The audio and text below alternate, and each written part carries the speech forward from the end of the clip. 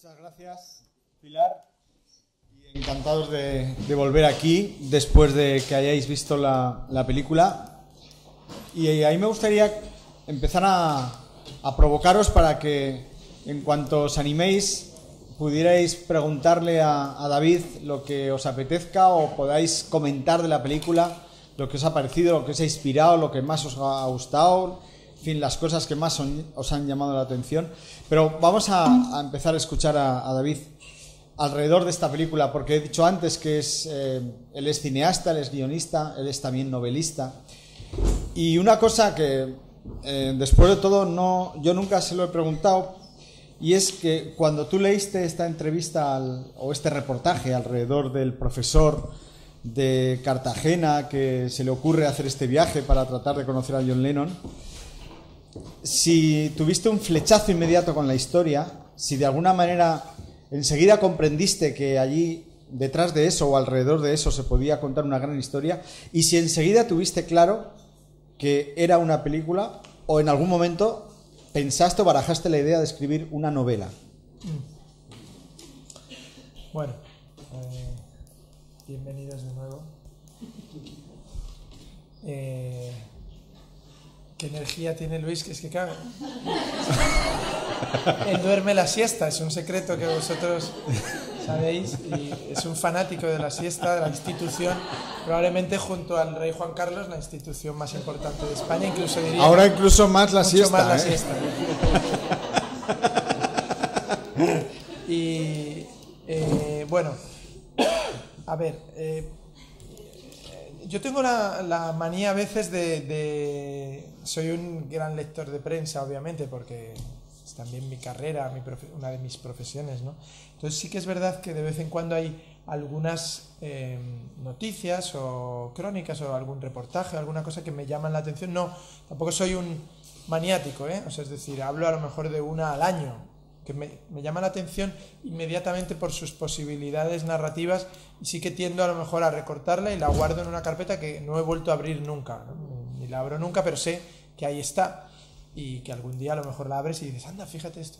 Sí que recuerdo que hace muchos años, por ejemplo, creo que fue las primeras veces que tenía, pronto leí una noticia muy absurda, que es que había en Inglaterra una mujer que vivió durante muchos años de ser imitadora o doble de Marilyn Monroe.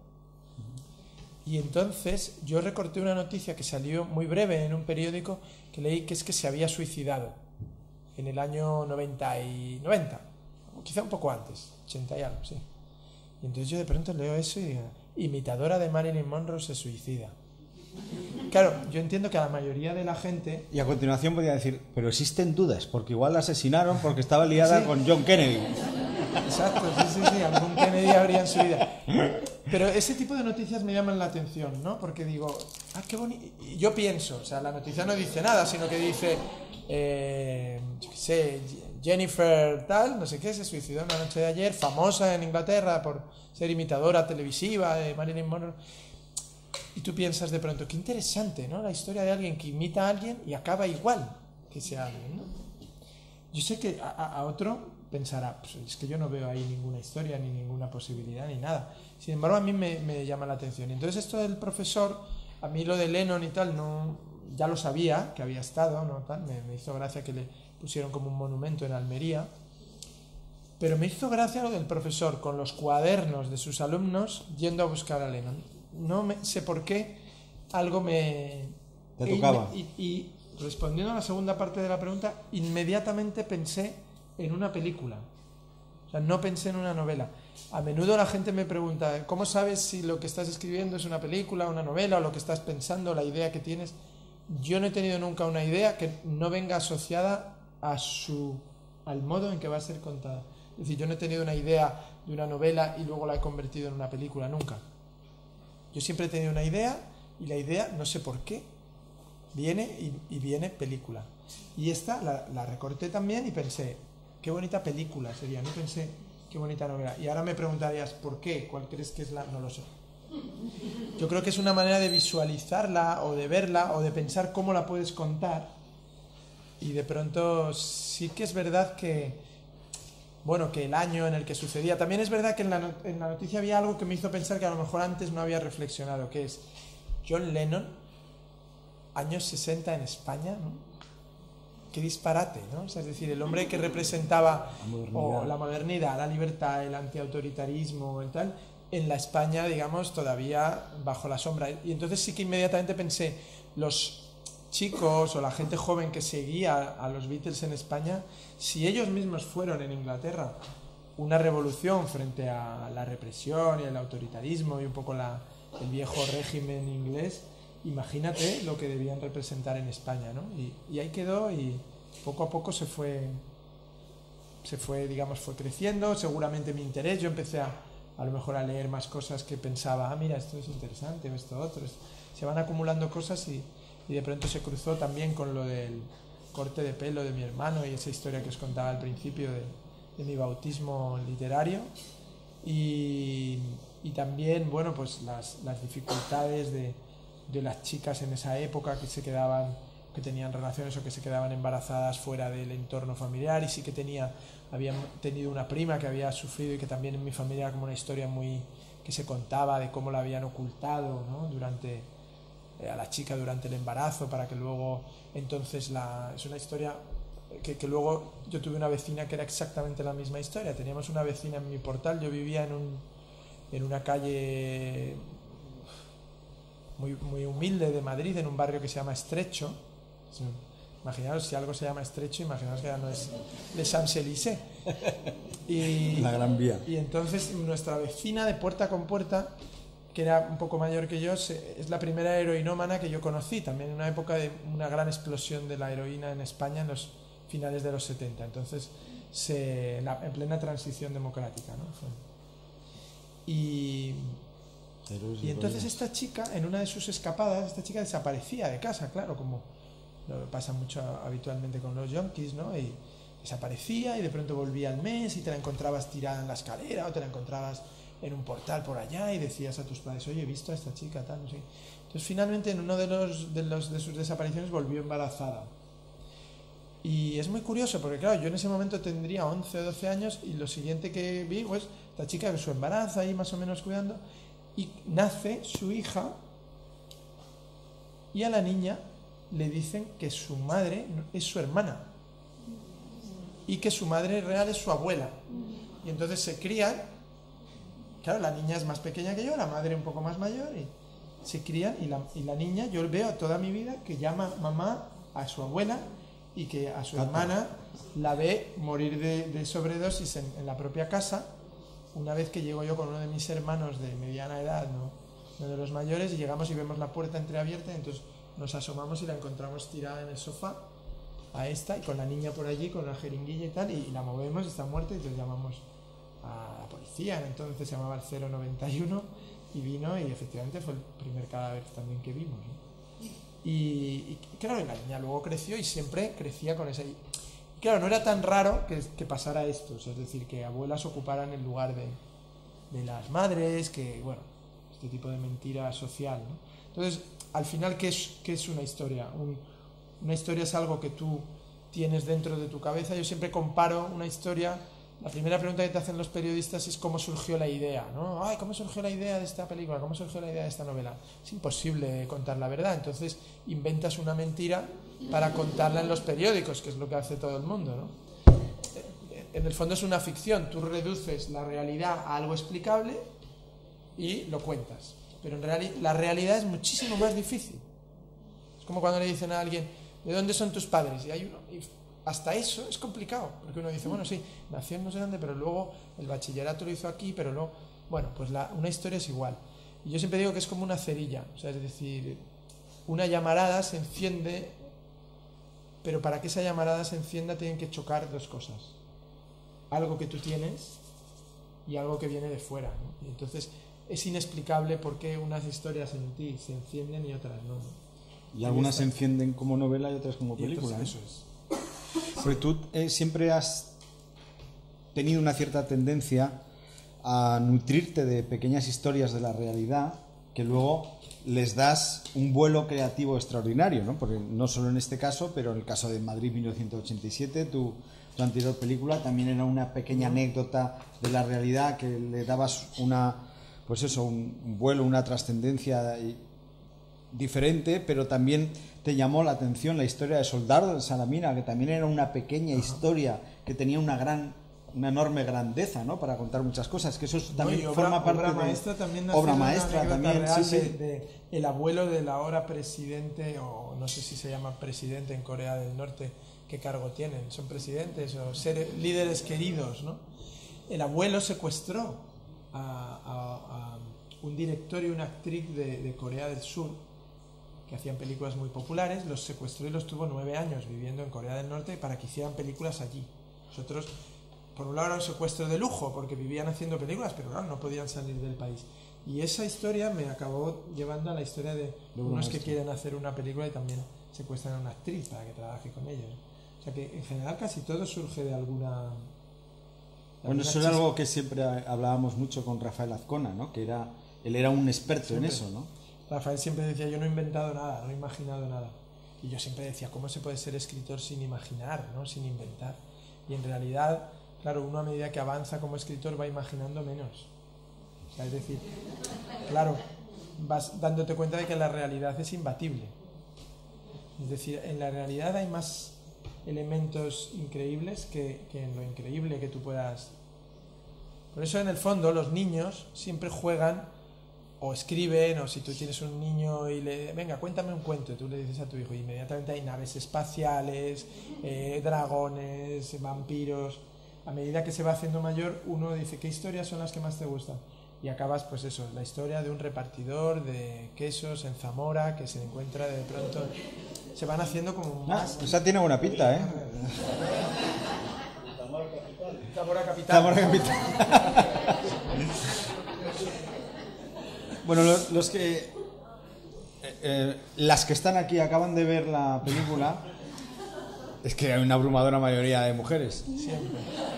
Y puesto que estamos hablando de hasta qué punto la realidad nutre tus historias como novelista o como cineasta, en este caso, sí que me gustaría que contaras exactamente las 2 o 3 cosas que proceden de la realidad, ¿no? Que son casi documentales, por decirlo de algún modo. Bueno, hay una cosa que es importante decir. Yo no quise conocer al profesor real, hasta después de tener el guión de la película. O sea, es decir, escribí el guión sin en ningún momento ser esclavo de la biografía real de esta persona, porque era una persona totalmente desconocida en España y yo pensé, bueno, no me interesa tanto la persona concreta como hacer o intentar, lo que yo digo siempre, que tus personajes sean compartibles incluso por quien no tiene ningún interés en esa persona real, ¿no? Y que el personaje trascienda, o sea, que de alguna manera el profesor sean todos los profesores que son así, que tienen ese espíritu. Entonces, muchas veces cuando te pegas a la persona concreta, empieza a esclavizarte, porque claro, si yo le llamo al señor y le digo, quiero hacer una película sobre usted, el señor me va a contar que está casado, que tiene hijos, que tiene tal, que en realidad no sé qué, y yo todo eso a mí seguramente me limitaba. Entonces, yo lo que me gusta más es que sean personajes anónimos y poder meter dentro de ellos muchos elementos que tienen que ver con la época, que tienen que ver con tu propia sensibilidad, con tu manera de contar, etc. Cuando acabé el guión, llamé al periódico donde había leído la entrevista, me tardaron nada en darme una referencia del señor, llamé al señor, el señor está muy sordo, tardó en coger el teléfono y tal, y hablamos, y yo le dije, mire, soy esto, hombre, claro, no sé qué. Por supuesto, ¿qué día quieres venir a Cartagena? Me citó en un club de tenis en Cartagena, fui, y la primera frase que me dijo es, ¿cómo alguien tan importante como tú se ha interesado por una persona tan poco importante como yo? Y yo le dije, no, aquí usted está equivocado y tal. Yo soy una persona sin ninguna importancia, y además lo que más me puede atraer del mundo es gente que aparentemente no tiene ninguna importancia. Y resultó ser un hombre que se parecía mucho al personaje que yo había escrito. Por ejemplo, muy rápido, nada más hablar con él, yo le dije, pero bueno, ¿y usted está casado? ¿Tiene hijos? Me dijo, no, la verdad es que mis hijos han sido mis alumnos cada año. Y yo, eso es precisamente de lo que trata el personaje. Y bueno, y era así, ¿no? Y su pasión, y su encantamiento, y su forma de ser. Y entonces él me contó los detalles. Claro, él era de Madrid, pero se había instalado en Cartagena, y entonces al enterarse de que Cartagena está en la provincia de Murcia, pero es frontera con Almería, entonces al enterarse que está, cogió un autobús, se plantó en Almería, iba por Almería preguntando algo de Lennon, nadie sabía decirle nada, entonces preguntó por un restaurante típico al que fueron los turistas, le dijeron hay uno, al día siguiente se plantó a comer, entonces le dijo, tiene usted suerte porque hoy van a venir aquí a celebrar el cumpleaños de uno de los extranjeros que está en la película. Entonces efectivamente llega un montón de gente extranjera y él pregunta y le dicen, no, pero nosotros no somos de la película de Lennon, somos de una serie americana que se está rodando también aquí. Y entonces una de las chicas de la película le dice, pero yo conozco a los de producción de ingleses, estos eran americanos, y entonces él le hace una nota y explica en esa nota lo que viene a pedir de Lennon. Y entonces la chica le dice, no te preocupes que mañana le damos orden aquí en el restaurante que te digan. Entonces al día siguiente efectivamente le dijeron que podía ir a tal sitio a ver a los de producción. Entonces los de producción le presentaron al chofer de John Lennon, que conducía el Rolls Royce que Lennon había traído de Londres y por el que se movía en Almería, y al que llamaban el coche fúnebre porque era todo negro. Luego lo pintó de colores psicodélicos, y es muy famosa una foto que tiene ya más tarde en Londres como de hippie, pero con el Rolls Royce.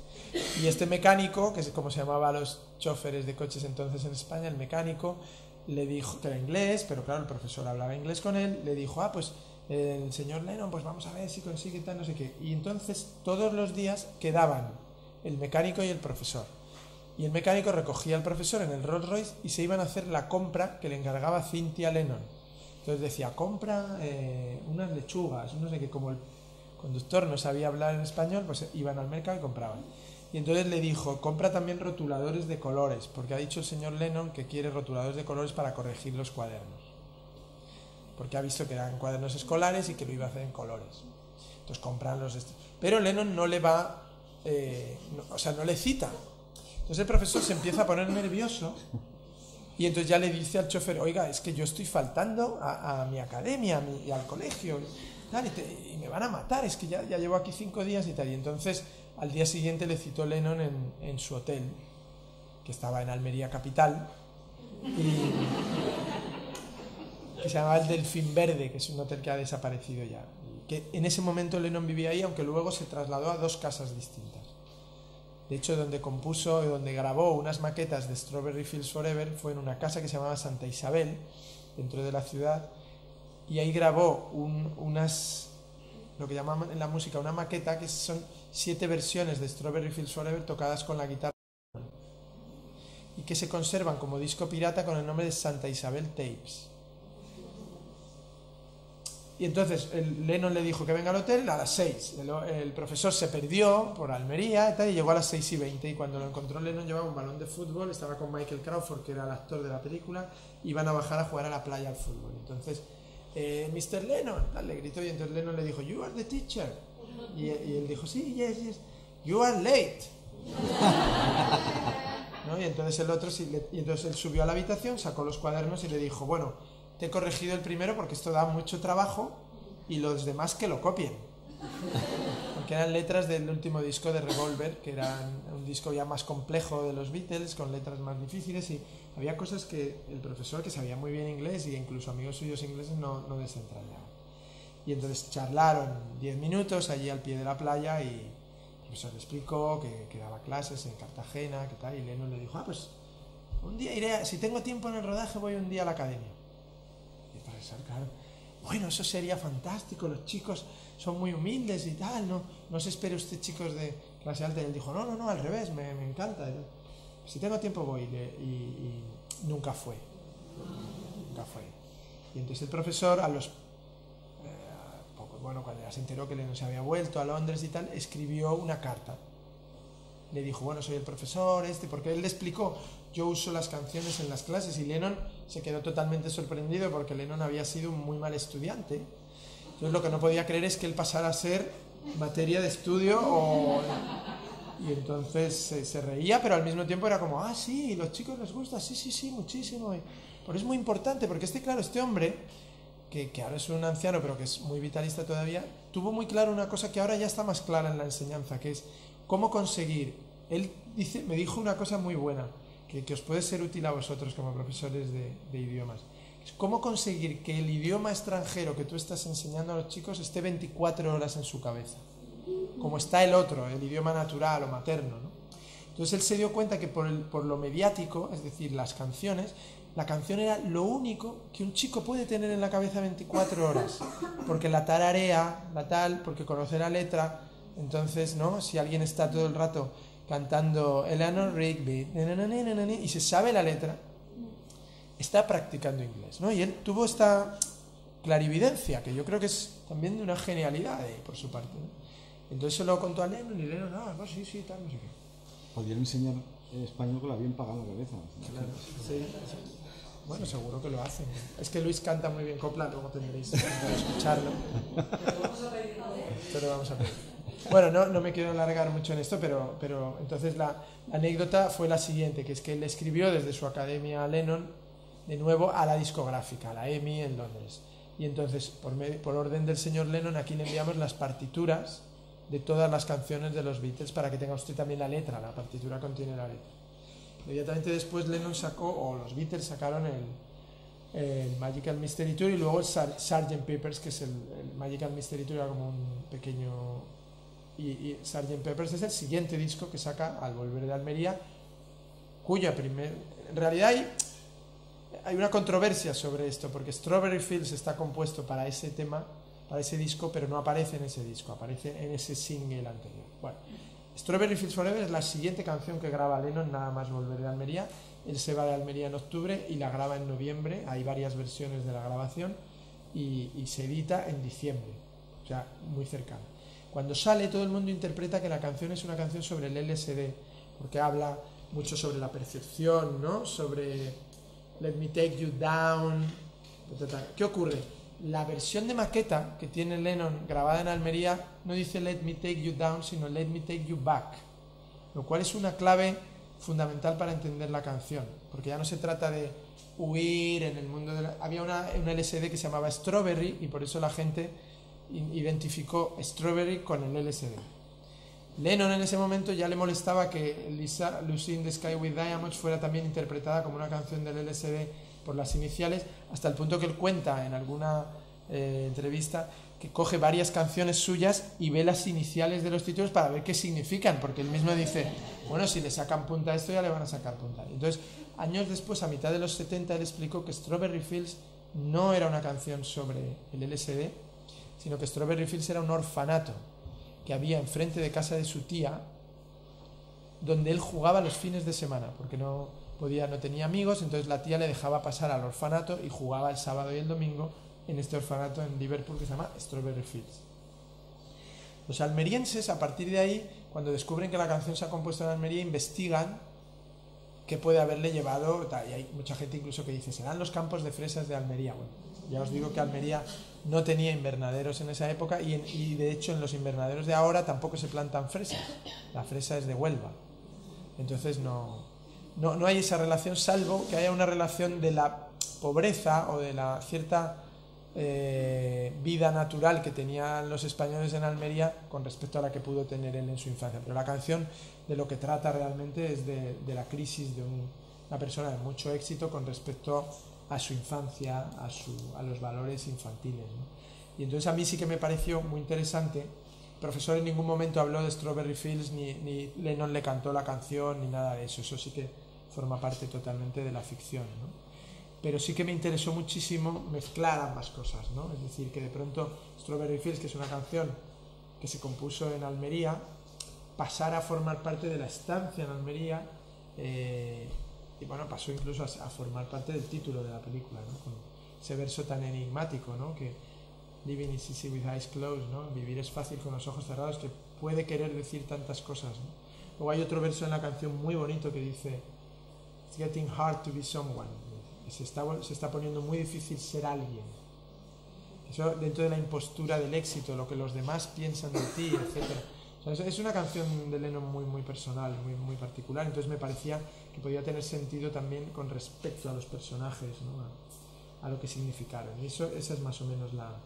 Y efectivamente, eso sí que es cierto, los discos de los Beatles no incluían las letras en los álbumes y la incluyeron a partir de Sgt. Pepper's. Que sea consecuencia del profesor o no. También es cierto que Lennon corregía a colores los cuadernos, yo los he visto, los cuadernos corregidos por Lennon.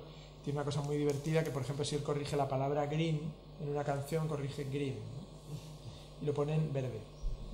Y Yellow Submarine, que es una canción de Revolver, la corrigió toda en amarillo, ¿no? O sea, hace ese tipo de juego donde de una manera muy indirecta te das cuenta de que Lennon era una persona con muchísimo sentido del humor, ¿no? Y entonces nada, el profesor, bueno, otra cosa que hace Lennon es que da la orden de que le envíen cada disco que sacan los Beatles a este profesor a Cartagena. O sea, este señor está en su academia y le llegan los discos puntualmente de los Beatles con sus letras. Bueno, lo que está clarísimo es que la historia a Lennon le impactó enormemente, sí, o sea que... Sin embargo, Lennon nunca jamás la mencionó, ¿eh? O sea, no... Sí, bueno, pero ya solo el hecho de que diera la orden de que le enviaran los discos, o sea, que es algo que para él no fue un fan y hay más, una ¿no? anécdota muy graciosa, que es que cuando Lennon al año siguiente o a los 2 años, al año siguiente la conoce a Yoko, se separa de Cynthia y se va a vivir con Yoko, y muy poco después de separarse los Beatles se traslada a Nueva York. Entonces queda despedido y en el paro el conductor del Rolls. Esto es genial, porque el conductor del Rolls entonces le manda una carta a Juan Carrión, al profesor en Cartagena, que yo la he leído, pidiéndole trabajo. Dice, ¿tú crees que me podrías encontrar algo en España de chofer o de mecánico, de no sé qué? Y el otro le dice, uy, está muy difícil aquí la cosa. O sea, que se quedó en la calle. Claro, no se llevó el Rolls a Nueva York. Alguna vez me has contado que también cuando estabas preparando la película o incluso en el rodaje, que te ofrecieron la posibilidad de que conocieras a gente que en principio había vivido esa historia, pero que inmediatamente te diste cuenta que era un error porque también percibiste que se había creado una leyenda alrededor de la estancia de Lennon y que había cosas que decían que era verdad cuando era imposible que lo fuera, ¿no? Todo el mundo empezaba a contar, yo también le vi, yo también le conocí, yo tal, tienes que ver a este porque mi padre le sirvió, no sé. O sea, empezó, claro, la mitomanía, que es obvia, ¿no? Entonces sí que es verdad que Lennon atropelló bueno, el Rolls de Lennon atropelló a un joven en Almería un día, mediodía. Y la leyenda es que Lennon estaba en ese momento con su mujer y un amigo fotógrafo que tiene varias fotos de Lennon en ese momento, y entonces el fotógrafo, como era muy amigo de Lennon, dijo, no, estaba conduciendo yo, con lo cual hay un atestado incluso policial donde dice, en tal hora se ha atropellado el Rolls Royce matrícula de Londres, ha atropellado a este señor, pero el hombre no ha presentado denuncia porque le han indemnizado, le dieron algo de dinero, y el chico, que ahora es un señor mayor, estaba muy contento porque se quedó cojo y entonces se libró del servicio militar. En España ya sabéis que era un drama hacer el servicio militar o una alegría, depende, hay gente pató, pero bueno, entonces me dijeron, ¿quieres conocer a este chico? Porque dice, este chico, que es más mayor que yo, obviamente, tiene una memoria estupenda. Se acuerda perfectamente de cómo cuando le atropellaron bajaron del coche Yoko Ono y John Lennon. Y yo dije, hombre, si se acuerda que bajó Yoko Ono, las cosas empiezan a ser preocupantes, porque aún no la había conocido, pero bueno, todo es posible. Es así, o sea, es decir, yo creo que también uno tiene que ser muy respetuoso con el recuerdo como todo el mundo sabe, y tú y yo hemos hablado muchas veces de esto con respecto a otra historia. La gente inventa la realidad, incluso la realidad documentada, ¿no? Y por eso cuando uno ve transcrito algo que ha vivido, casi siempre tiene la sensación de que está lleno de errores, de que no fue así. ¿Qué hace la historia? La historia lo que hace es una interpretación del tiempo, ¿no? Y le da un sentido y queda instalada. La mejor interpretación es la que queda para el futuro, no siempre la verdad. Es decir, eso John Ford lo aclaró en una película mítica en El hombre que mató a Liberty Balance, lo aclara con una frase maravillosa cuando se descubre, digamos, que toda la historia que cuenta la película está mal contada. Hay alguien que dice, bueno, ya sabe cómo funciona el oeste, ¿no? Cuando la leyenda, cuando lo real se convierte en leyenda, print the legend, ¿no? Publica la leyenda, ¿no? Es lo que hay que hacer, ¿no? Yo creo que la leyenda es más importante. Entonces, bueno, esta película para mí no era una película, por supuesto yo no puse en ningún momento al principio basada en hechos reales, no tengo interés en que eso le dé a la película mayor autenticidad. Para mí es una historia y a partir de esa historia desarrollar los personajes de ficción. Por eso el profesor no es de Cartagena, no se llama Juan Carrión, no tiene su... Y además se lo expliqué clarísimamente al profesor desde el principio y estuvo totalmente de acuerdo, le pareció bien. Tampoco yo creo que él hubiera tenido interés en que escarbara yo en su vida y en su...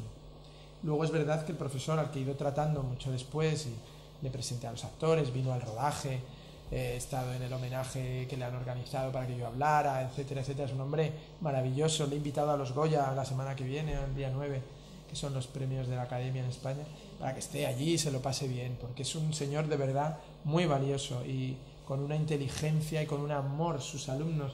Eso sí os lo digo para muchos que estáis empezando ahora a dar clases.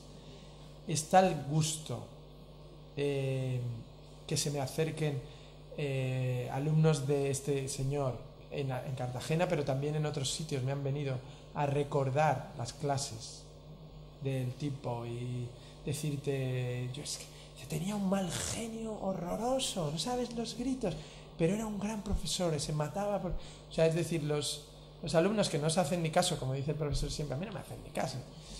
Ahora con la película me hacen un poco más de caso. Pero a la larga sí que un profesor deja muchísima. De hecho, la película, de alguna manera, para mí contiene también el recuerdo de algunos profesores míos, ¿eh? O sea, es decir, que no... yo también he manipulado ahí, he colocado algunos recuerdos míos de cómo eran, de cómo se comportaban. Creo que todos hemos tenido alguna vez algún profesor similar, ¿no?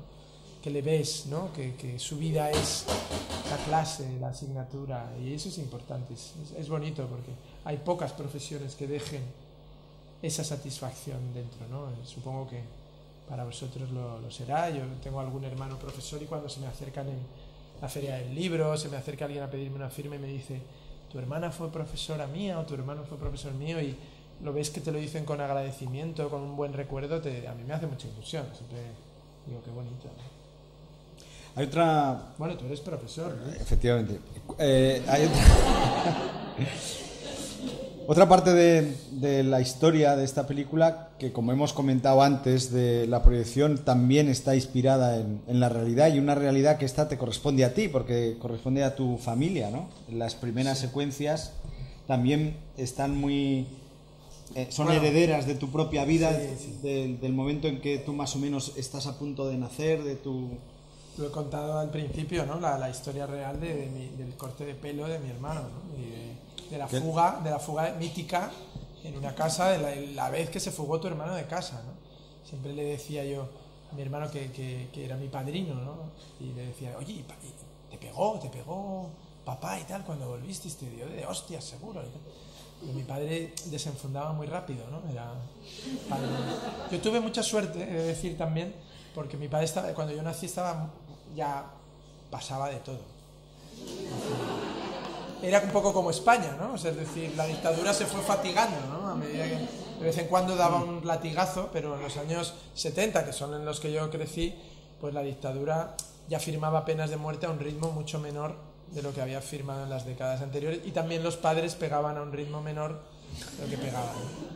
Pero mis hermanos mayores me contaban verdaderas atrocidades, ¿no? De mi padre llegaba y con el cinturón, a mí solo me dio una vez con el cinturón y lo recuerdo, es que me quedé mudo, o sea, dije, no puede ser.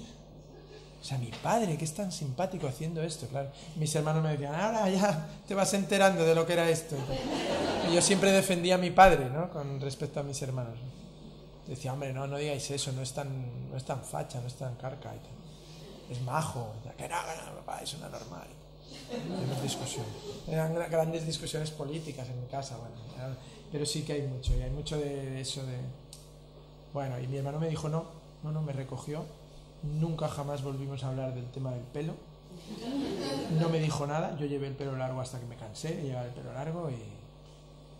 un tema que no se tocó, ¿no? Y me gustó, porque esa es una reacción muy, muy normal. Yo siempre digo que a los padres los educan los hijos, y mientras que los padres creen que están educando a sus hijos y lo que está ocurriendo es que los hijos están educando a sus padres. Es un poco raro, pero es así. Y yo tuve la suerte porque, claro, mis padres estaban ya muy bien educados, porque mis 7 hermanos anteriores. No les tuviste que dar con el cinto, ¿no?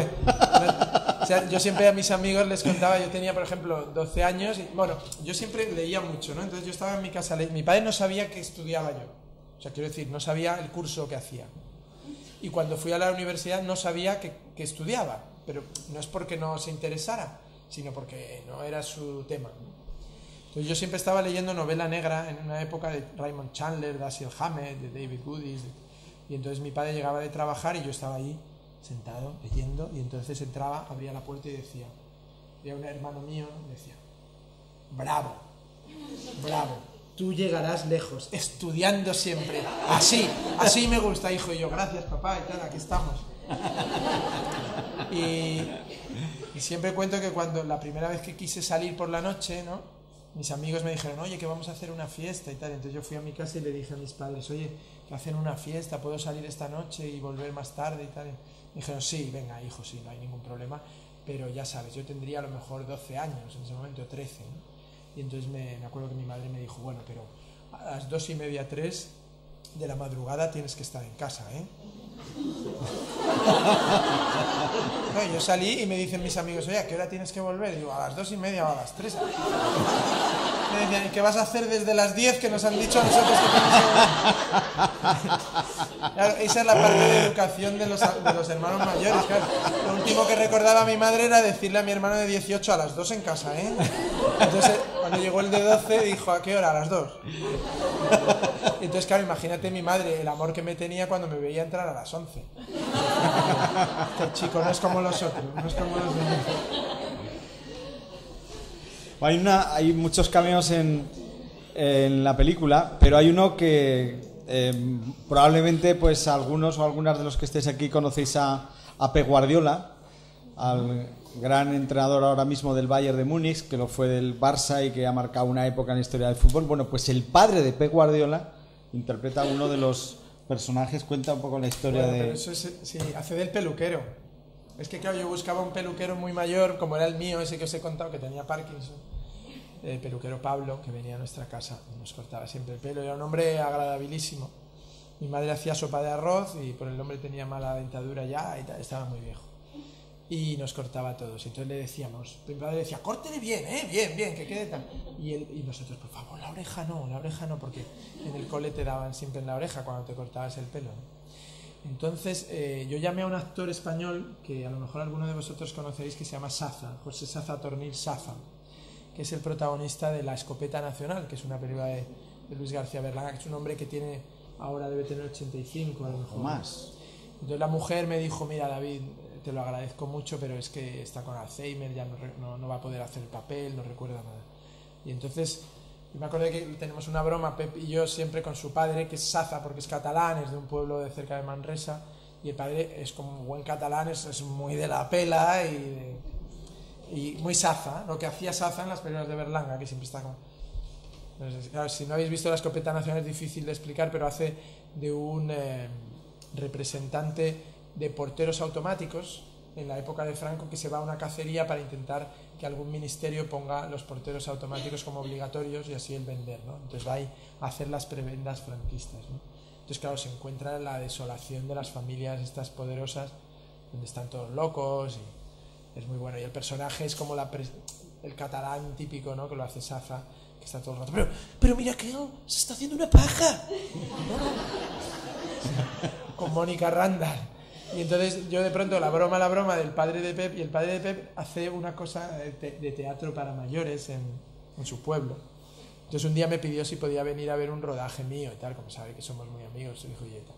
Entonces le dije, no, pero un rodaje es muy aburrido y tal. No vengas, ya te buscaré. Y entonces le llamé y le dije, oye, te invito a un rodaje pero para trabajar. Y le di el papel, pobre, sufrió como un enano.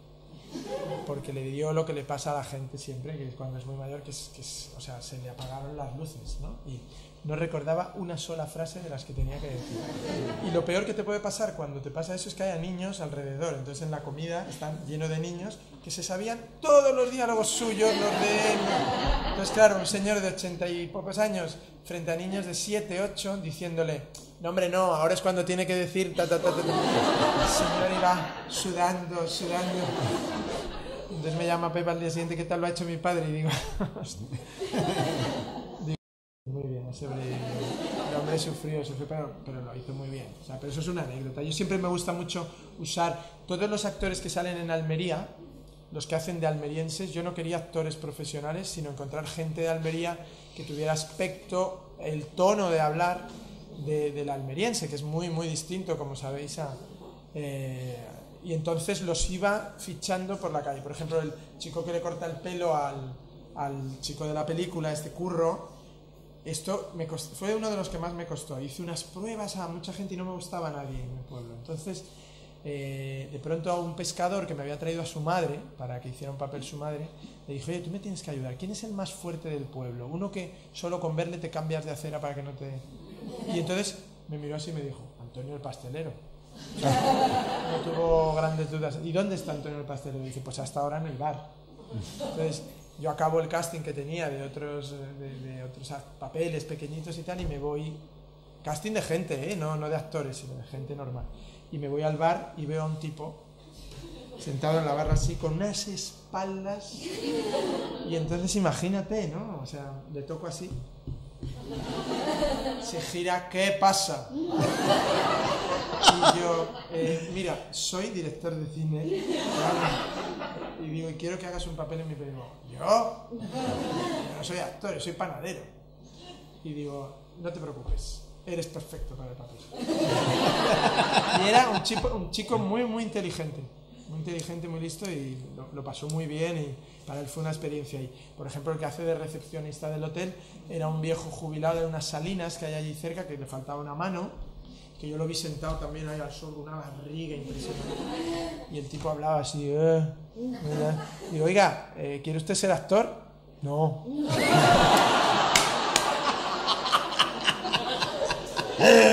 Dije, pues le acabo de dar un papel. ¿En serio? ¿Qué? Si yo no sirvo para eso. De recepcionista, nada, es muy fácil, lo mismo que está haciendo usted, pero en la película. Entonces, como tuvimos que rodar una noche, claro, el señor a las 4 de la mañana me dijo, si yo sé que esto hay que hacerlo a las 4 de la mañana, te digo que no. Pero eran encantadores, o sea, hay que reconocer niños, tal, y todo. Yo quería que fuera gente de allí, la autenticidad de las caras. Claro, yo había visto muchas fotos de esa época, había leído un libro que, si no conocéis, es maravilloso, que se llama Campos de Níjar, de Juan Goytisolo, que recorre esa zona de Níjar. Esto donde rodamos es muy cerca, y entonces es un libro que me sirvió de mucho, porque claro, es un libro que va contando muchos detalles de los años 60 vistos desde una perspectiva, pues, de un catalán que viene con una alta provincia, ¿no?, mucho más civilizada, y al final son documentos muy interesantes. La fotografía de esa época, había un reportaje de un director francés que rodó en el 70, pero claro, era sorprendente ver el 70, la pobreza que había, y pensar lo que sería 4 años antes. Todos esos elementos, con la gente de decoración trabajas muchísimo, de fotos, de material, ¿no? Y sí que yo veía las caras y yo decía, no existen estas caras en una academia de teatro. O sea, tú vas a Almería capital y dices, a ver, grupos de teatro, y claro, la gente es como en Madrid. En cambio, en estos pueblos de pescadores, de tal, todavía quedan estos...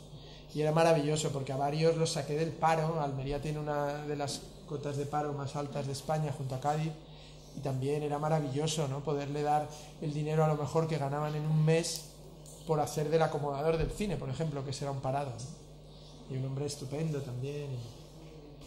Me acuerdo de los guardias civiles también. Los guardias civiles eran... Y entonces le digo, me vienen ahí, le digo a uno de ellos, que era camionero, le digo, ¿usted se atrevería a hacer el papel de un guardia civil? ¿De un guardia civil yo? Si esos son unos hijos de puta. Digo, hombre, digo, usted no tiene que serlo, tiene que interpretarlo, ¿no? Quédese usted tranquilo. Y me dice, bueno, me basaré en las veces que me han detenido a mí. Y fue maravilloso, porque el tipo llegó nerviosísimo, no sabía decir ni una palabra, y entonces yo le expliqué, mira, esto se trata de que tú tienes que ser exactamente como se han portado contigo, es decir, bájese del camión, a ver, tal, no sé cuántos. Digo, pero esto con este pobre desgraciado que le va a venir aquí a pedir una cosa. Ah, o sea, bueno, poco menos que le zurró a Javier Cámara. No, era un poco complicado de trabajar, porque necesitabas más tiempo, Y el equipo, por ejemplo, todo el rato me miraba, ¿pero qué has hecho? ¿Por qué has traído a este? Esto va a ser un desastre. Y le ponían una raya en el suelo, párese aquí. Y el señor se paraba ahí. Y yo, tranquilos, tranquilos, poco a poco. Lo que importa es el resultado luego en la pantalla, ¿no? No importa tanto lo que cuesta, ¿no? Y eso sí que son cosas que yo disfruto mucho todavía trabajando así, ¿no? Y luego con Javier Cámara hablábamos mucho de cómo eso también a él le ayudaba mucho, tener enfrente, ¿no? Él desde su sofisticación de actor, pero enfrente un tipo de allí, o sea, es decir, que todo lo que decía era como él lo pensaba, ¿no? Y entonces yo muchas veces le decía a Javier, dile otra cosa, cambia el texto, dile aquí, no sé qué, y el otro se desconcertaba, ¿no? Y entonces ahí surgió la escena famosa del acento, ¿no? De aquí no tenemos acento, claro, en Granada. Entonces yo le decía, esa escena está rodada conmigo detrás del señor, diciéndole las frases que tiene que decir, ¿no? Entonces dice, Javier le decía, oiga, tienen ustedes un poquito de acento, ¿no? Y dile que aquí acento no tiene. ¿Aquí acento no tengo? Maravilloso, la verdad que lo pasamos muy bien y fue una película que teníamos poco dinero, había que rodar rápido y tal, pero bueno, esas cosas también marcan tu manera de ser y de hacer. Es una película, esta yo creo que vocacionalmente luminosa, por tu parte, muy exaltante, ¿no? De algunos de los mejores valores de la vida. Para empezar, la figura del profesor, el valor de la educación, de las buenas personas, de la tolerancia.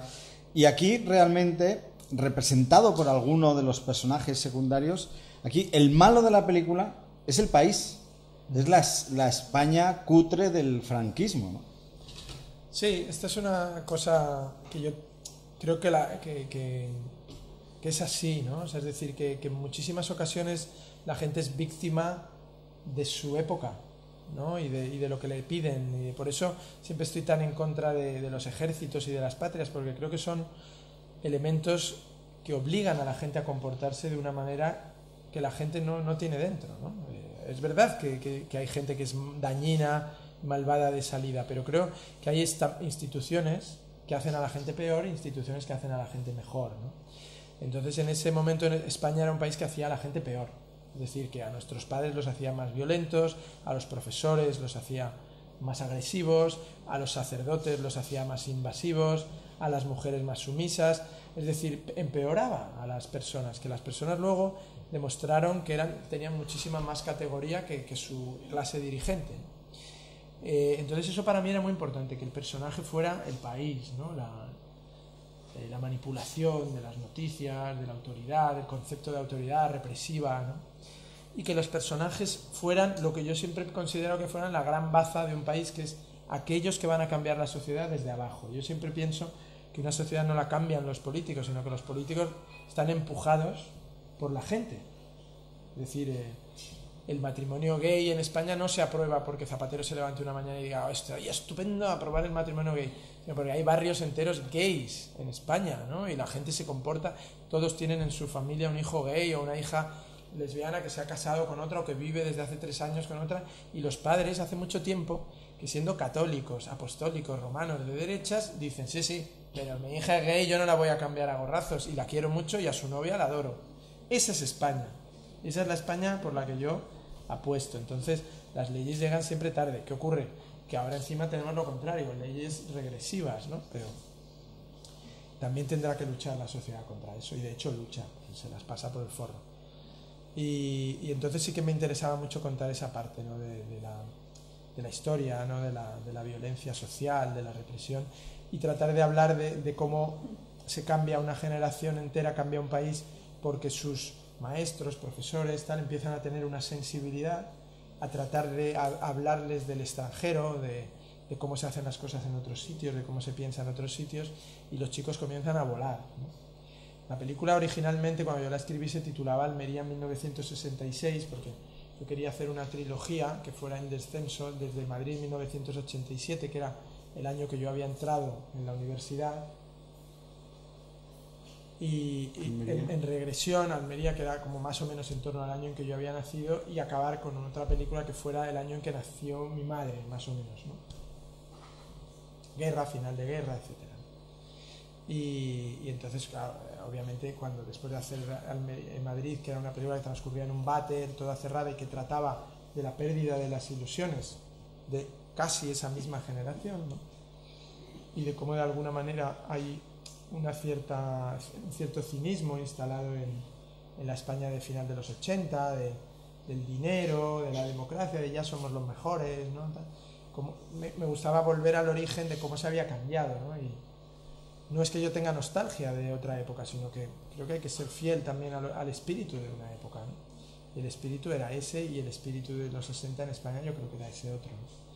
Y la otra, pues si la hago será muy diferente, pero rápidamente me dijeron que ni se me ocurriera titularla Madrid 1966 porque me matarían. Almería, perdón, porque me matarían, ¿no? Y entonces cuando llamé a Javier Cámara para hacer el papel, Javier Cámara había hecho una película que se llamaba Torremolinos 73. Entonces yo de pronto un día, aunque soy cabezota, no tanto, me senté en mi casa y de pronto me imaginé el tráiler de publicidad, ¿no?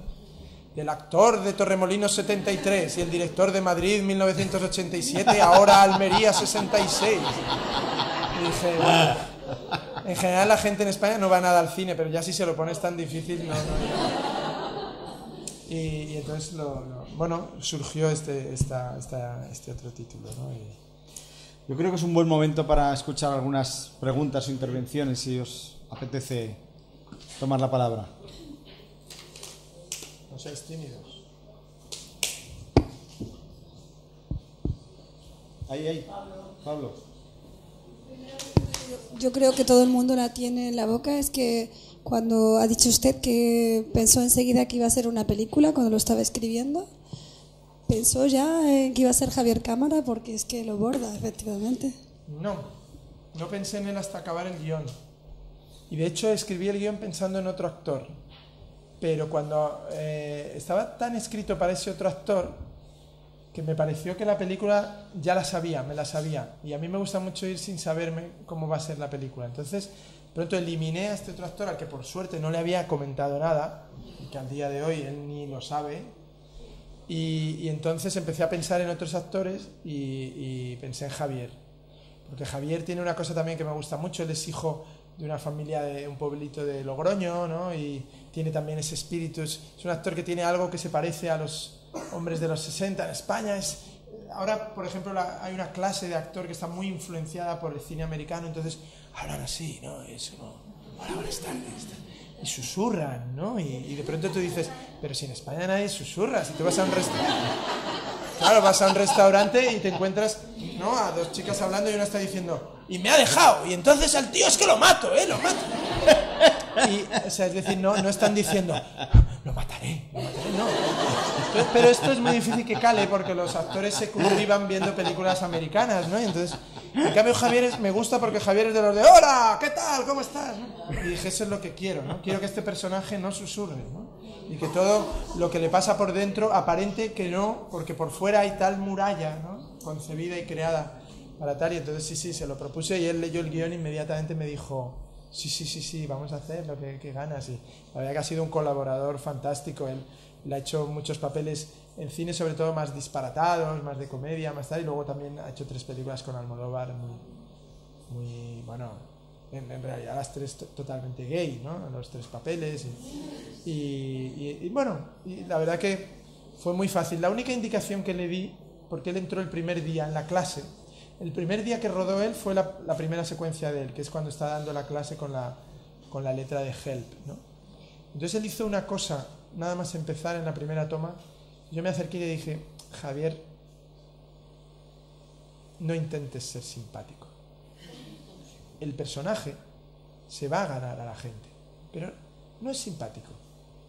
O sea, sé un poco duro, ¿no? O sea, es decir, con ese punto de autoridad, simpático pero autoritario, no intentes hacer el camino más fácil para llegar a gustar, ¿no? Que a veces uno intenta gustar demasiado pronto. Y me dijo, ok. Y creo que ya no volví a darle una indicación importante en toda la película, salvo detalles, cosas y tal. Entendió perfectamente, había entendido el personaje y entendió perfectamente lo que yo quería decir. Es decir, que el profesor no era, venga chicos, vamos, ¿no? Sino que es un profesor que en lo suyo no bromea, y con lo suyo no bromea. De hecho, el otro día fui a la universidad con el profesor real. Claro, para la gente es muy difícil la idea de que hay un señor, pero el de la película es otro. La gente dice, este señor es ese, la película, ¿no? Entonces el profesor les dijo, no, tal, David me explicó que no quería que fuera yo, sino un personaje creado, inventado por él, y entonces dijo, pero yo me identifico mucho con este personaje, me encanta este personaje yo creo que soy yo, y él no me conocía cuando lo escribió. Y entonces un chico del público le preguntó, y por ejemplo, ¿cuáles son las escenas en que te identificas con el personaje? Y él dijo, especialmente en dos. Una, cuando les echo del coche porque dicen que les gustan los roles. Él dice, yo, vamos, lo habría hecho. Dice, y además también la broma y volverles a admitir y tal. Dice, y la otra, y ahí sí que me partió, porque eso sí que no lo esperaba, os lo juro que me dejó, cuando le propongo matrimonio a la chica. Y entonces me contó que él había tenido varias alumnas en la misma situación y que él no había sabido en su época cómo ayudarlas. Y que él veía que era un problema en el que él no podía entrar como profesor y que trataba, bueno, de ayudarlas dando clase y haciéndolas sentir en clase tal, pero que seguramente si hubiera estado en esa situación habría intentado solventarlo así. Bueno, me pareció asombroso que él eligiera esa escena, porque es seguramente donde el personaje del profesor más se rebaja y más es pisoteado por la juventud y por su incapacidad de ni siquiera hacer un avance, ¿no? Es decir, es como, te quieres casar conmigo, pero ahí lo dejo, mañana me lo dices. O sea, es decir, esa falta de ese pudor, ¿no? Y me sorprendió mucho que él dijera eso. Luego otro antiguo alumno le dijo, pero Juan, se llama Juan, el profesor, dijo, tú nunca habrías roto las tomateras del tío, tú nunca eras de tomarte la justicia por tu mano. Y él dijo, por supuesto que sí. O sea, se ha convertido en el mayor defensor de la justicia. Y eso me gusta, en el fondo yo creo que hay que intentar eso, ¿no? Pero sí, Javier ha conseguido también que la gente, ahora a Javier lo ven y es como si fuera el personaje también, o sea que no me extrañaría que le contrataran de profesor de inglés en una academia.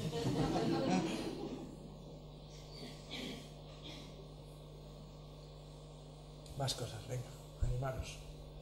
O os quejáis de que vuestros alumnos no preguntan. ¿Eh? Es así. A ver si en España son muy tímidos hasta los periodistas, no se atreve a preguntar a nadie, a ver si va a ser una cuestión del idioma. Sí. Bueno, estoy un poco nerviosa, no sé si me va a salir la pregunta, pero no sé, rodando en Almería con toda esta historia de industria cinematográfica allí, no sé, ¿has sentido un poco el peso de esta historia? Sí, es una buena pregunta, ¿no? Bueno, ¿sabes lo que ocurre? En Almería dejaron de ir los rodajes a partir del año mitad de los 70, final de los 70, porque había una... Bueno, sinceramente la gente empezó a estafar a los que iban. Es decir, es un poco triste contarlo, pero es así, ¿no? Y les alquilaban los caballos un día y entonces al día siguiente no los traían y les pedían el doble de dinero. Hubo una mafia caciquil bastante violenta que solo podías ser figurante si te contrataban a través de ellos. Entonces la gente del pueblo dejaba un poco de beneficiarse de los rodajes y empezaban a ser solo puntualmente unos cuantos caciques. Entonces también las producciones... Muy español, muy español. Los 60. También entonces las producciones norteamericanas empezaron a decir, Almería sí, bueno, pero luego hay mucho lío. Y empezaron a buscar otros lugares, ¿no? E incluso Marruecos, etcétera. Y ahora realmente apenas hay rodajes en Almería. Con lo cual, es decir, yo por supuesto que un día, y esto sí te lo voy a decir, pero tiene que ver luego con otra cosa, pero yo no sentía, digamos, la presión porque la gente de pronto era, vuelven los rodajes. De hecho, después de la mía ha ido Ridley Scott a rodar una película, ¿no?, sobre Moisés. O sea que cuando veáis una que se llama Exodus, está hecha en Almería también. Y lo que sí que ocurrió es que un día rodando, estaba mirando por la cámara y estaba rodando un plano del coche, ¿no?, que va por el desierto de Tabernas, y entonces de pronto pasó el coche y no di cortes ni nada, y entonces mi ayudante dijo, ¿cortamos? Y yo, sí, porque yo estaba pensando, ¿cómo se parece esta película a un western? Y me lo dio el paisaje. Y dije, es que claro, y dije, es que es un western. Trata de un vaquero solitario que en vez de ir en su caballo va en un 850 verde, pero que a lo que va es a resolver los entuertos y las deudas pendientes de la gente. Y cuando todos lo han solucionado, él se vuelve solo, como en Centauros del Desierto, ¿no? John Wayne regresa y se queda solo y vuelve con su caballo. Tú te quedas ahí como... Yo he sido un gran espectador de western de niño, y creo que todos, ¿no?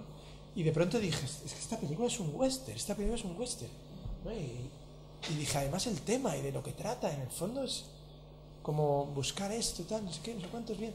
Y entonces cuando iba acabando la película yo pensaba, una cosa que no había decidido es qué música tendría la película, porque yo no quería que los Beatles tuvieran un peso en la película excesivo, pese a que lo tienen, porque yo no creo que sea una película de los Beatles, ni para nada una película sobre Lennon. Aunque es verdad que el peso de que hable de Lennon pues hace que mucha gente te diga, la de Lennon, ¿no? ¿Has hecho una película sobre Lennon? Digo, no, Lennon no sale. Pero bueno, el caso es que había sido muy difícil, casi os diré que imposible, conseguir los derechos de Help para el principio, para que lo reciten los chicos, y de Strawberry Fields para el final. Solo, bueno, hasta el punto de que la escena de la clase yo grabé una doble versión. En una los niños decían la letra de Help y en otra decían otra cosa. La monté y la envié a los herederos y a partir de ahí nos dieron la aprobación porque les gustó la escena para poder usarlas y pagarlas, o sea, al precio que cuestan los derechos de los Beatles. Pero yo todo el rato pensaba, ¿qué música tiene que tener esta película? ¿Qué música tiene que tener? Y cuando acabé, de pronto me di cuenta que quería que tuviera una música del oeste americano, una música, un elemento del llaman la música country, que no es el country ese, sino de los Orsacks, de la música. Y había un disco maravilloso que grabaron Pat Metheny y Charlie Haden, que se llama Missouri Skies, porque los dos son dos músicos estadounidenses, pero de esa región, de Wisconsin, etcétera, que es una región de oeste, ¿no? de las películas del oeste. Y entonces escribí a Charlie Haden una carta a Los Ángeles. Yo no le conocía, le escribí una carta, un mail, y le expliqué la película que había hecho, de qué trataba, y que me gustaría que él hiciera la música de la película. Entonces Charlie me dijo que quería ver la película, entonces yo se la envié, todavía sin acabar de montar, sin todos los detalles finales, ni las correcciones de luz, etcétera y tal, pero la vio y le encantó. Entonces me escribió un mail, ¿cuándo empezamos? Pues resulta que Charlie se encontraba con la poliomielitis que había tenido de niño, le había vuelto, entonces estaba muy enfermo, está muy enfermo. Entonces él me dijo, yo no puedo ahora mismo, David, ya componer lo que tú necesitas, pero le he pedido a un amigo mío que se sume a la banda sonora, y me ha dicho que sí, le ha encantado la película y se suma, y era Pat Metheny, el guitarrista. Y ese fue la anécdota de la película, y que surge por el peso, no sé si de los rodajes, pero sí de que Almería ha sido el paisaje del cine del oeste, ¿no? Es curioso, pero para mí era un oeste porque estaba sucediendo también en el paisaje. Seguramente si hubiera pasado en La Mancha habría pensado que el personaje era más quijotesco, que también lo es, ¿no? Pero al ser en Almería tiene un elemento para mí de western. ¿Y dónde rodó exactamente? ¿Dónde? Sí, porque todas esas escenas del bar, de la playa, sí. No preguntaba dónde estaba porque había que quitarlo moderno. Sí, bueno, te sorprendería hasta qué punto Almería en algunas zonas sigue siendo un lugar bastante virgen. Por desgracia, las grandes ciudades han sido pisoteadas y muchas playas por la especulación inmobiliaria, que en España ya sabéis que ha sido una categoría casi institucional. Pero la zona donde estaba eso era un antiguo almacén de maderas que estaba abandonado y totalmente derruido. Y yo lo había visto de vacaciones con mis hijos una vez, que está en Cabo de Gata, pueblo, no en el Cabo de... Eso es, está cerca del pueblo. Y hay una iglesia y está en un sitio que se conserva porque hay unas salinas muy cerca. Cerca de Cabo de Gata hay un pueblo que se llama La Fabriquilla, pues ahí está. Y sí, y eso lo reconstruimos y creamos este bar llamado El Catalán, lo pusimos ahí. Y porque yo había escrito el papel para mi amigo Ramón Fonseré, que es el actor de Els Joglars, que es una compañía de teatro de Cataluña, y quería que el papel lo hiciera él, que es el mismo actor que hacía de Sánchez Mazas en Soldados de Salamina. Y bueno, son mis actores, ¿no? Mi gente, les quiero mucho. Y lo rodamos ahí. La mayor parte estuvimos ahí y luego en el desierto de Tabernas, que es un desierto que hay dentro de Almería, de la provincia, pero hacia el interior, como si dijéramos ya hacia la parte que tiende hacia Granada, ¿no? Pero cerca de la capital, ¿eh? O sea, como a 20 minutos de la capital hay un desierto que es donde Lennon rodó muchísimo en la película esta, y que Lennon decía, esto es como la luna, es la nada, ahí es. Si no conocéis os recomiendo porque es muy salvaje, es un sitio que hace mucho calor en verano, pero por ejemplo en septiembre o en mayo son lugares maravillosos porque os vais a bañar en el mar felices, y es además una tierra muy virgen, muy dura, hasta que no se descubrió la agricultura esta intensiva de los invernaderos, era de una pobreza absoluta, ¿no? Y ellos descubrieron que el invernadero, bueno, que yo en la película hago un guiño, ¿no?, a este personaje que ha inventado su invernadero, ¿no? Y ahí gracias a eso, por desgracia, se ganó mucho dinero muy poco repartido, ¿no? Pero sí que fuera de los plásticos, la zona de Cabo de Gata es un parque natural, por lo tanto no se puede construir, y encontraréis unas playas. Se han rodado muchas películas, incluso francesas también. Yo me acuerdo hace años una película que hizo Jacques Weber que se llamaba Don Juan, la rodó allí en esas playas con Emmanuel Béard.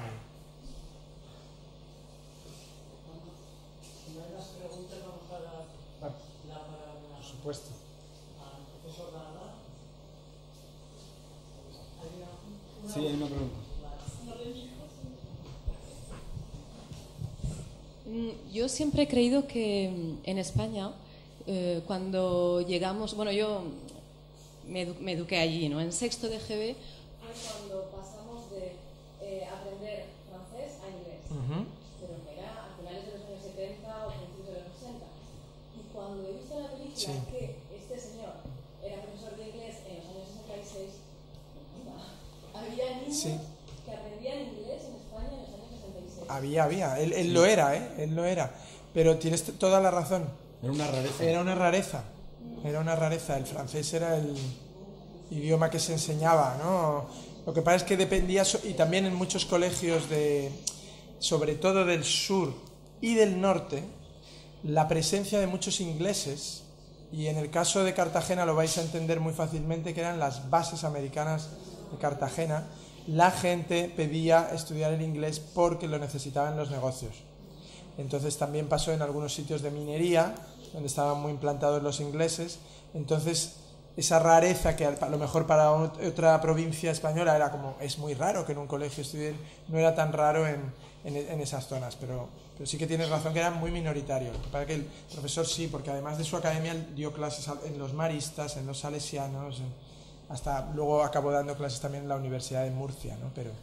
Pero sí que tienes razón. Era el idioma, es verdad que se produjo. Yo estudié francés en el colegio y luego yo viví igual que tú, no sé, yo hice también la EGB y viví el cambio absoluto al inglés, como que era muy. La monja que enseñaba francés, cuando yo llegué a sexto, no, ahora es inglés. Claro. Y nos dio, yo creo que tuvo un verano para aprender inglés y aprendimos inglés con ella. Bueno, claro, pues sigo aprendiendo inglés aquí en Londres. Claro. Sí, pues tienes toda la razón, hubo un cambio, y un cambio casi cultural en España. España era un país volcado en Francia. Los libros se traducían en Francia y se leían en francés, las películas, la música, los españoles. Yo me crié con mis hermanos mayores, eran muy afrancesados, claro. Tenían la música anglosajona, pero sobre todo muchísima música francesa, mucho cine francés, ¿no? Y luego de pronto te dabas cuenta que eso a la gente el dinero, ¿no? El imperio, turismo, sí. Pero bueno, yo creo que le ha pasado al francés, por desgracia, en muchísimos lugares del mundo, ¿no? Que ha pasado de ser el idioma que se estudiaba mayoritariamente a ser ahora el segundo, tercero, ¿no? Que más se estudia, frente al inglés y algunas veces hasta el chino ahora. Chino y el alemán. El dinero, siempre la gente estudia el idioma del dinero. Es una cosa muy curiosa. Por favor, ¿nos puede hablar del personaje de Bruno, del niño? Sí, persona. Sí, no quiero alargarme mucho, pero necesitaría mucho tiempo para hablar de esa historia, ¿no? Bueno, un personaje que estaba en el guión, que estaba basado en un amigo mío, que tiene un niño de la edad de mi hija mayor, que es exactamente como peor que el personaje de Bruno, una parálisis cerebral más grave, porque es un niño más peligroso en el sentido que se autolesiona, etcétera, etcétera, ¿no? Entonces, bueno, escribí este personaje de Bruno, del niño que está en silla de ruedas con su parálisis y entonces cuando estaba preparando la película los ayudantes me dijeron hay que buscar actores para este papel y yo dije ¿cómo que actores? Sí, bueno, hay que buscar a alguien que tenga sí, cara y aspecto y podamos ponerle una silla de ruedas. Yo dije a mí lo único que me interesa son los ojos de esos niños. Dije, no voy a trabajar con un actor, yo quiero un niño así. Vamos a buscar un niño. No, hombre, un niño así no puede rodar, no puede trabajar, no vas a poder. Y entonces fuimos a Almería y buscamos en las asociaciones, ¿no? Me abrieron una asociación y uno de los primeros, vi varios, pero uno de los primeros que vi fue este niño. Apareció con sus padres, un niño muy callado, que apenas hablaba, no decía nada, pero que tenía esa cara, ¿no? Y esos ojos, y entonces le dije, se llamaba Rogelio. Digo, Rogelio, ¿te gustaría trabajar en una película con nosotros? Estuvimos charlando un rato y dije, ¿te gustaría venir a un rodaje, trabajar unos días en una película? ¿Estarías con nosotros? Y me dijo, no.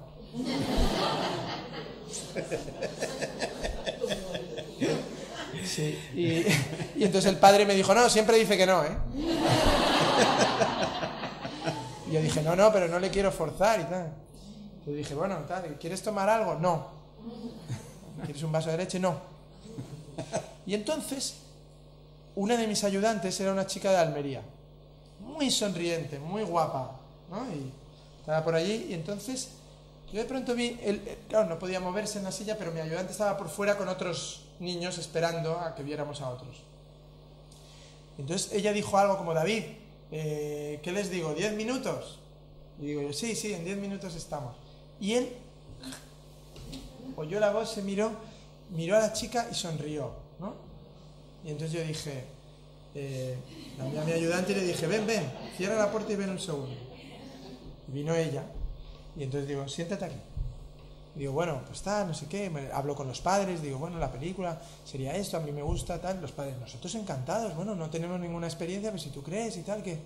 Digo, yo creo que lo puede hacer, el personaje es sencillo, va a ser sencillo para él, le vamos a ayudar, no sé qué, no sé cuántos, digo, ella va a estar también, Rogelio, no sé cuántos, y entonces el niño, pues le cogía de la mano, y entonces le digo, pregúntale si quiere venir a hacer una película con nosotros. La chica se acercó y dijo, Roge, ¿quieres venir a rodar una película con nosotros? Sí. Y entonces pensé, este es de los nuestros. Entonces vino y el primer día yo no sabía cómo dirigirle, no sabía dónde colocarle, qué hacer.